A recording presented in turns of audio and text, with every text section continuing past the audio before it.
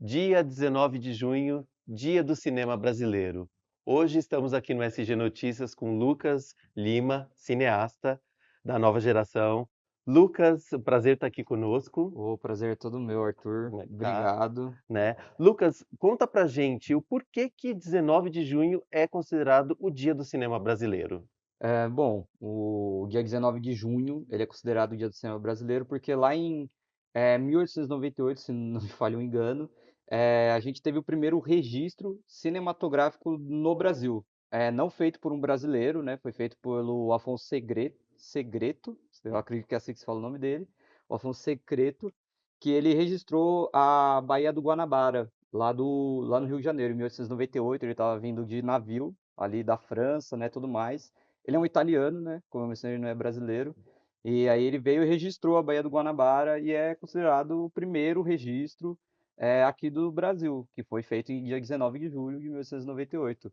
E só é considerado o primeiro registro, né? Só uma curiosidade, porque a gente não tem, né, mais informações ou os outros registros de coisas que veio antes, né? Tem menções tipo do trem em Petrópolis, a chegada do trem em Petrópolis, que é uma referência aos irmãos Lumière, né, que Uhum. criaram, né, Chegada de trem à estação, a né? chegada do trem à estação, né, que Isso. é considerado o primeiro filme do cinema, que também não se sabe direito, só se a gente tivesse uma máquina do tempo para ver lá a exibição e saber se foi a saída dos empregadores da fábrica ou se foi a chegada do trem dos Lumière. Mas a gente não sabe direito se foi o trem ou não, mas o que a gente tem mesmo em registro foi a Baía do Guanabara. E quanto às fases do cinema, né? Porque do século XIX, estamos já no século XXI, em 2024. O que você pode nos contar pra gente dessa... Porque o cinema brasileiro, ele teve vários cinemas dentro do cinema brasileiro, né? Com certeza, né? O cinema brasileiro é uma história muito, muito doida, né? Muito, eu digo, né? Muito muitas pessoas gostavam de usar até quando eu estava na faculdade, cinema de guerrilha, né? Aquele Uhum. cinema que era com zero fomento e só na luta, querendo fazer isso pela arte, pelo registro, né? Mas começou muito depois, né? Do Segreto e tudo mais, o irmão Segreto, inclusive o Pascoal, né? Que é o outro irmão do Afonso. Ele foi um dos maiores primeiros produtores, né, grandes produtores aqui do Brasil de cinema, e veio logo em seguida vários movimentos cinematográficos aqui no Brasil, começando lá pelas chanchadas, se não me engano, A começando Atlântida, você tá falando da da Atlântida. Atlântida, começando lá pela produtora Atlântida, a grande produtora Atlântida, fazia muitos filmes de comédia, muitos filmes musicais até, né? Quando até vira o som, porque antes era os filmes que eles chamavam, né, de filmes posados, que eram os filmes de ficção, né, ficção que era posado, ou os filmes cantados, né, que antigamente quando não tinha ainda o som, né, tudo mais, eles ficavam atrás da tela falando atrás da tela, se autodublando os atores, né? Uhum. Era um negócio O muito cinema interessante. mudo, né? Tipo, Cinema mudo, né? Eles iam atrás da tela e ficavam lá falando atrás e dublando a cena que eu tava passando pra galera. e dos anos 60 também a gente pode muito bem mencionar, dos 60 até 80, a Embrafilmes, né, durante o regime militar, que É. o próprio regime militar financiava os filmes, né? O que você pode dizer a respeito? Com certeza. Depois, né, tipo, da Atlântida, da Veracruz, a grande Veracruz, que a gente teve também, que, se não me falha engano, acho que trouxe a Carmen Miranda aí pra gente, Isso. né, que Uhum. a gente faz até uma brincadeira que a gente trocou a Carmen Miranda pelo Orson Welles, que ele veio aqui gravar o Carnaval também, a gente deu a nossa musa do Carnaval lá pra eles e a gente fez essa troca muito doida com Hollywood. E antes mesmo da Embrafilme, né, ou ao mesmo tempo, a gente teve o cinema novo e o cinema marginal, né, o Isso. cinema A marginal, boca do lixo, a que a boca do pessoa chamava lixo. vulgarmente, né? Aqui das produtoras do centro de São Paulo, né? Exatamente. E o Cinema Novo, né, como o embaixador-chave do Cinema Novo, o grande Glauber Rocha, que Uhum. veio aí com o seu mote aí, que é uma ideia na cabeça e uma câmera na mão, que hoje em dia, né, só para botar uma leve opinião ali, uma frase bonita, se dizer, mas que eu acho que funciona muito bem hoje com a galera do celular, com a galera aí do TikTok, internet, porque só ter uma ideia, uma câmera não vai te fazer muito ir ao cinema, né? Acho que é bom dar uma estruturada no filme, uma pesquisada, né? Uma produção que aí avança mais. Só Hum. que com o celular na mão e uma ideia de fazer um conteúdo, você consegue chegar muito longe hoje em dia. E com a morte do cinema, né, que vulgarmente é um termo que se falam em final dos anos 80, né, que houve uma crise nos anos 80,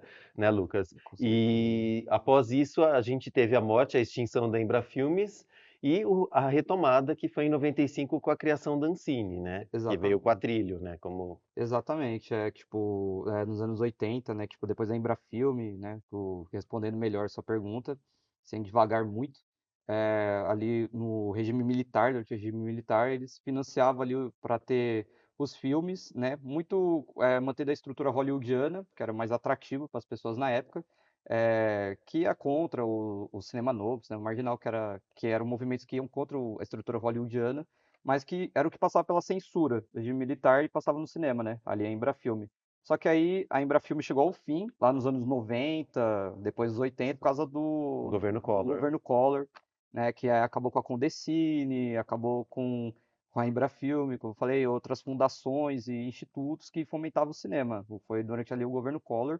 Só que depois, né, ali no Itamar Franco, se não me Isso. engano, a gente teve de volta, né, umas leis de incentivo para o audiovisual aqui no Brasil, e que aí futuramente ia ser e seria a lei do audiovisual, a famosa lei Uhum. do audiovisual, tinha outro nome na época. E, e foi nessa época aí dos anos 90, 95, né, que aí teve a retomada, né, o cinema de retomada, que a gente tem aí como exemplo muitos filmes que são famosos até hoje, como O Pagador de Promessas, Central do Brasil, a grande Fernanda Montenegro, que foi roubado o Oscar dela, infelizmente, mas vamos E deixar isso quieto. fazendo isso uma transição com a outra pergunta, né? E o que o cinema e o ESG têm em comum? Você já deu duas citações, né? Do S de social. E, além disso, o que que enquadra o ESG e o cinema? O que que eles têm em ligação? Bom, o ESG, né, como um movimento ambiental, social e de governança, né, o cinema ele tem total vínculo, total ligação, total casamento, né, com o ESG, porque muito como você mencionou, né, da parte social, das questões sociais e ambiental da coisa, como o registro, como eu falei, do próprio filme Central do Brasil, Tropa de Cidade de Deus, Elite, Cidade de Deus, e O Homem que Virou Suco também, que é um filme que mostra muito uma pegada de distinções sociais, né? De preconceitos e com comportamentais. certeza, Que Horas Ela Volta, Saneamento Básico, um grande filme aí, Wagner Moura, né, tá aí.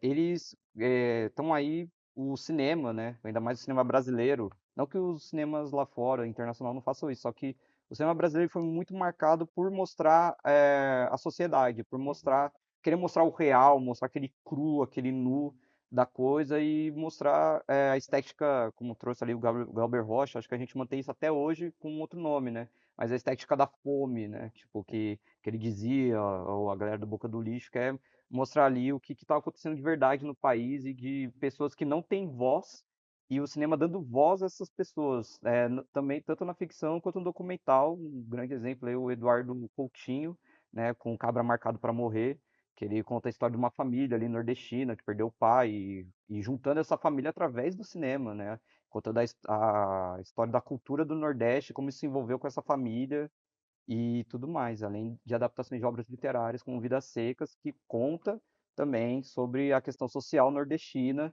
e mostrar isso lá fora, mostrar isso para as pessoas lá fora, tanto aqui no nacional, mas muito no internacional, porque os filmes brasileiros eles são gigantescos nas premiações lá fora, então tem totalmente a ver o É, cinema com o SG para mostrar isso para as pessoas. e também no gênero documentarista também podemos citar documentários clássicos como Incêndios na Amazônia, Chico Mendes, né? Temos Exato. vários, né? E outros internet afora, né? Bom, a gente ficaria até amanhã conversando aqui, Com certeza. passaríamos o tempo todo. Lucas, bom, antes disso eu quero encerrar com uma curiosidade do cinema brasileiro.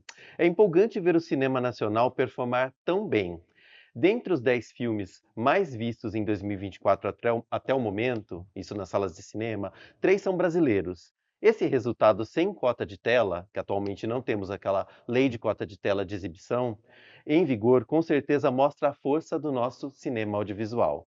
As 273 produções nacionais exibidas em 2023, o cinema nacional arrecadou cerca de 67,15 milhões de reais.